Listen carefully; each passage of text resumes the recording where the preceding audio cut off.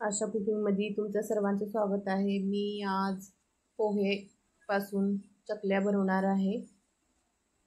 तर मी इथं पोहे 1 वाटी घेतला आहे, अर्धी वाटी डाळ घेतला आहे, 1.5 वाटी तांदळाचं पीठ घेतलं आहे।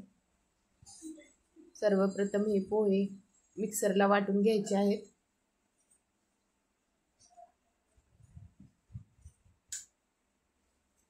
मिक्सरला बारीक वाटला आहे। चाळणीने चाळून घ्यायचा आहे, आतला चोथा वगैरे निघतो। नंतर ना फुटाणे घेतले आहेत, काही ठिकाणी डाळवं पण म्हणतात। डाळवं पण वाटून घ्यायचं आहे।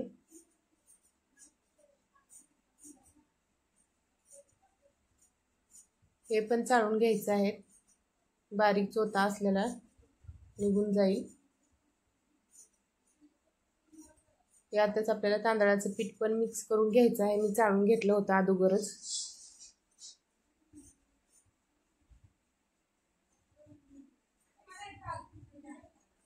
1 चमचा लाल तिखट टाकायचं आहे।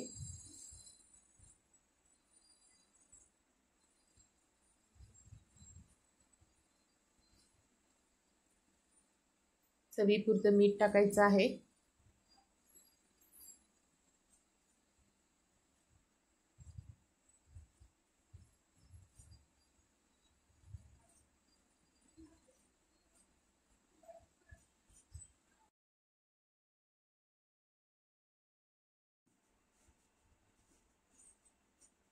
त्यातच आपल्याला जिरा पावडर टाकायचं आहे। मी घरीच बनवलं आहे जिरा पावडर। धने पावडर पण टाकायचं आहे, हे पण घरीच बनवलेलं आहे। आणि एक 4-5 चमचे कडकडीत तेल गरम करून घ्यायचं आहे। वाटीमध्ये घेतलं आहे मी तेल।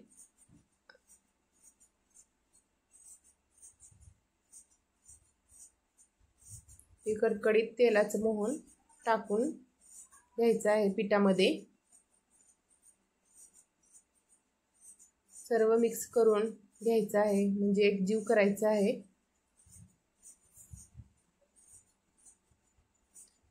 तेलाचं मोहन टाकल्यामुळं कुरकुरीत होतात चकल्या।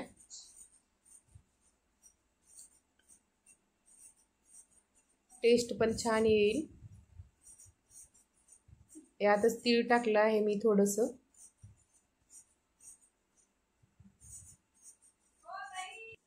मी पाणी गरम केलं आहे। या गरम पाण्यामध्ये हे पीठ तिंबून घ्यायचं आहे।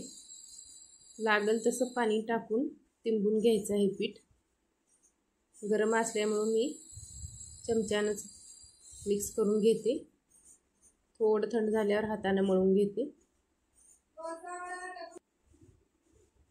सर्व एकजीव करून घ्यायचं आहे पीठ मळून। लागल तसं पाणी घालायचं आहे। जास्त घट्ट पण नाही, जास्त पातळ पण नाही, असं पीठ तयार करायचं आहे। चकली बनवताना जड जाणार नाही असं पीठ तयार करायचं आहे। पीठ छान तयार झालं आहे तिंबून। इथं मी शेवगा घेतला आहे आणि चकलीचा साचा घातला आहे। यात गोल गोल करून पीठ भरायचं आहे।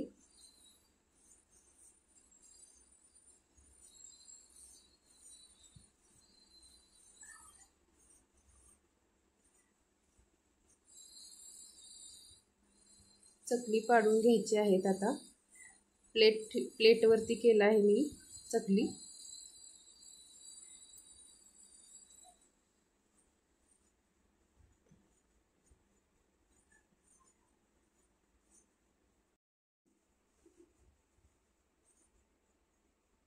सर्व चकल्या करून घ्यायच्या आहेत। मी एक चकली अगोदर बघणार आहे तळून।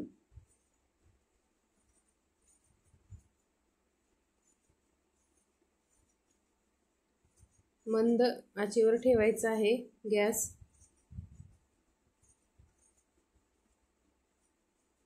एक 7-8 मिनिटात सर्व चकल्या होतील। आता दुसरी चकली आहे. सर्व चकल्या आपल्याला असंच बनवून घ्यायच्या आहेत.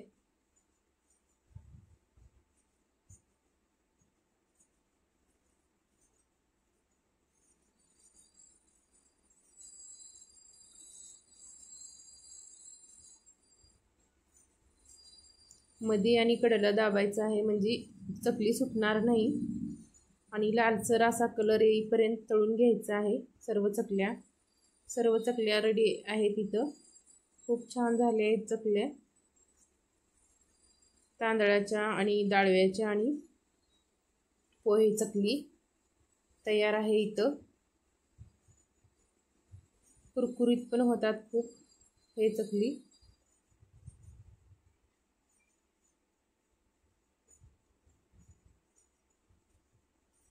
आणि खुसखुशीत पण लागतात खाताना. किती कुरकुरीत झाले आहे बघा.